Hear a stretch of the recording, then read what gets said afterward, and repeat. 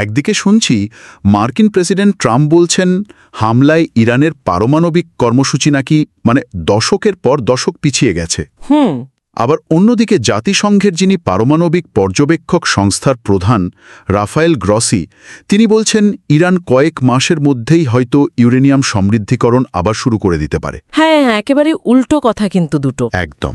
তো এই বিষয়টা নিয়েই আজ একটু কথা বলা যাক, ব্যাপারটা আসলে কি ঘটছে। ঠিক তাই। আসলে দেখুন, জুন মাসে আমেরিকা আর ইসরায়েল ইরানের পারমাণবিক স্থাপনার উপর বেশ কয়েকটা হামলা চালিয়েছে। হ্যাঁ, সেটা জানি। আজকের আলোচনাটা আমরা মূলত আল জাজিরার একটা রিপোর্টের উপর ভিত্তি করে করছি।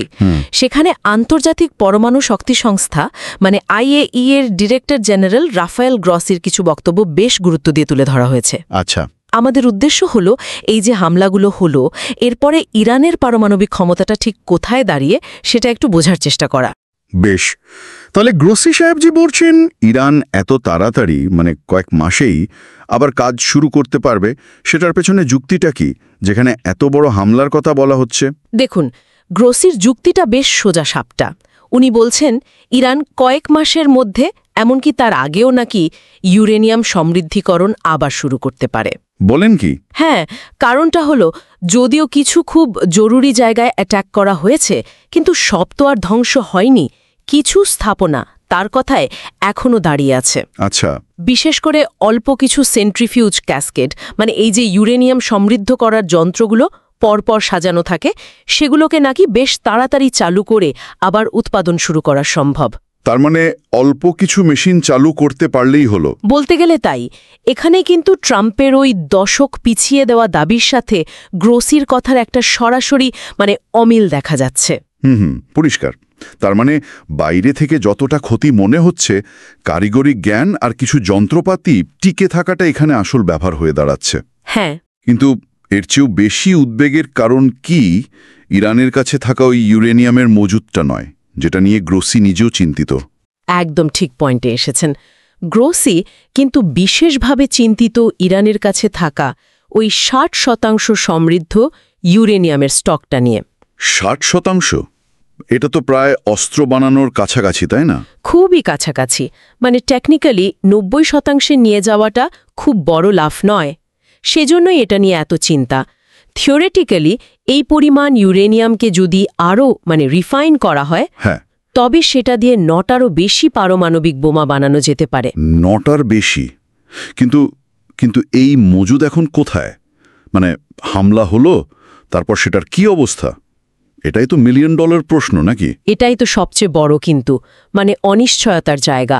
IAEA ঠিক জানে না, নিশ্চিত করে বলতে পারছে না এই স্টকটা বোমা ফেলার আগে সরানো হয়েছিল কি না, বা ধরুন কিছুটা নষ্ট হয়েছে নাকি পুরোটাই অক্ষত আছে, কিছুই পরিষ্কার নয়।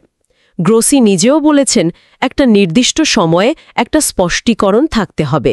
বুঝলাম। এই না জানাটাই তো ভয়ঙ্কর। হ্যাঁ, যতক্ষণ না IAEA নিজের চোখে দেখতে পাচ্ছে, ইন্সপেকশন করতে পারছে, ততক্ষণ এটা একটা বিরাট প্রশ্ন হয়েই থাকবে। আন্তর্জাতিক মহল এটাই নিয়ে খুব চিন্তিত। আচ্ছা, একটু যদি হামলাগুলোর টাইমলাইনটা দেখি, কবে শুরু হলো, কারা করল? হ্যাঁ, রিপোর্ট অনুযায়ী ইসরায়েলি হামলাটা শুরু হয়েছিল 13ই জুন। টার্গেট ছিল মূলত পারমাণবিক আর মিলিটারি স্থাপনা। এর কিছুদিন পরেই আমেরিকাও যোগ দেয়।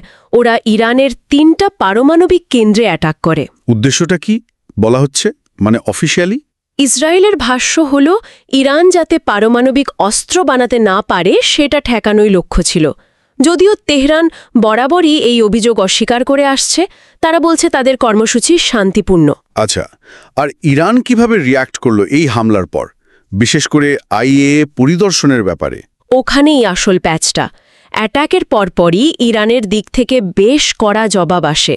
ওদের পার্লামেন্টে আইন প্রণেতারা IAEA এর সাথে সহযোগিতা কমানোর বা স্থগিত করার প্রস্তাব আনে। তার পরিদর্শনের অনুমতি দিচ্ছেন না? একদম। ফোর্ডোর মতো খুব গুরুত্বপূর্ণ আর সুরক্ষিত জায়গায় পরিদর্শনের জন্য গ্রোসি যে অনুরোধ করেছিলেন, সেটা সরাসরি নাকচ করে দেওয়া হয়েছে। ফোর্ডো তো খুব সেন্সিটিভ জায়গা। খুবই। গ্রোসি নিজের কথাতেই সেখানে কি আছে, কোথায় আছে এবং কি ঘটেছে তা নিশ্চিত করার মতো অবস্থায় আমাদের থাকতে হবে। কিন্তু সেই সুযোগটা আপাতত বন্ধ। এতে পরিস্থিতি আরও ঘোলাটে হচ্ছে। ঠিক। এই পারমাণবিক ইস্যুর বাইরেও তো সাধারণ মানুষের ক্ষয়ক্ষতির একটা দিক রিপোর্টে উঠে এসছে। হ্যাঁ, দুঃখজনকভাবে সেটাও সত্যি। রিপোর্ট বলছে ইরানের স্বাস্থ্য মন্ত্রণালয় জানিয়েছে হামলায় অন্তত 627 জন সাধারণ মানুষ মারা গেছেন। 627 জন? হ্যাঁ, অন্যদিকে ইসরায়েলি কর্তৃপক্ষ বলছে ইরানের যে প্রতিশোধমূলক হামলা হয়েছিল তাতে ইসরায়েলে 28 জন মারা গেছেন। আরেকটা নির্দিষ্ট ঘটনার কথাও বলা হয়েছে রিপোর্টে। 23শে জুন তেহরানের এভিন কারাগারে একটা ইসরায়েলি মিসাইল হামলায় নাকি 71 জন নিহত হন। এদের মধ্যে ট্রেনিংরত সেনা, বন্দী, এমনকি ভিজিটারও ছিলেন। এটা ইরানের বিচার বিভাগের দেওয়া তথ্য। আচ্ছা, অবশ্য এগুলো সংশ্লিষ্ট কর্তৃপক্ষের দেওয়া তথ্য, সেটাও মনে রাখতে হবে। নিশ্চয়ই। তাহলে সব মিলিয়ে ছবিটা দাঁড়াচ্ছে একটা বিরাট কনফিউশনের মতো। একদিকে বলা হচ্ছে প্রোগ্রাম বহু বছর পিছিয়ে গেছে, রাজনৈতিক দাবিটা বেশ জোরালো। অন্যদিকে আইএইএ এর প্রধান বলছেন কয়েক মাসেই আবার শুরু হতে পারে। আর সবচেয়ে বড় কথা, ওই উচ্চ সমৃদ্ধ ইউরেনিয়ামের মজুরটা নিয়ে কোনো নিশ্চিত খবর নেই। একেবারে ঠিক বলেছেন। এখান থেকে মূল যে বিষয়টা বোঝা যাচ্ছে তা হলো সামরিক হামলায় ইরানের সমৃদ্ধিকরণ প্রক্রিয়াটা নিঃসন্দেহে ধাক্কা খেয়েছে, হয়তো কিছুটা থেমেও গেছে। কিন্তু তাদের যে কারিগরি জ্ঞান বা সক্ষমতা, সেটা সম্ভবত পুরোপুরি শেষ হয়ে যায়নি। আর আইএইএ এর মতো সংস্থার যখন সেখানে ঢোকার অনুমতিই নেই, তখন আসলে ভেতরে কি হচ্ছে তা জানার উপায় থাকছে না। একদমই না। পর্দার আড়ালে ঠিক কী চলছে তার একটা নির্ভরযোগ্য ছবি পাওয়া এখন অসম্ভব। এটাই হয়তো আমাদের আজকের আলোচনার শেষে একটা বড় প্রশ্ন রেখে যাচ্ছে, তাই না? যে এই রকম একটা পরিস্থিতিতে যখন কোনো দেশের ভেতরে গিয়ে সরাসরি দেখা সম্ভব হচ্ছে না, হ্যাঁ, বিশেষ করে যখন এত অবিশ্বাস, এত উত্তেজনা, তখন আন্তর্জাতিক নজরদারি বা এই যে পর্যবেক্ষণ ব্যবস্থা, সেটার কার্যকারিতা আসলে কতটুকু থাকে, এর বিকল্পই বা কি হতে পারে, এটা আসলেই ভাবনার বিষয়। সত্যিই তাই। পরিস্থিতি খুব জটিল।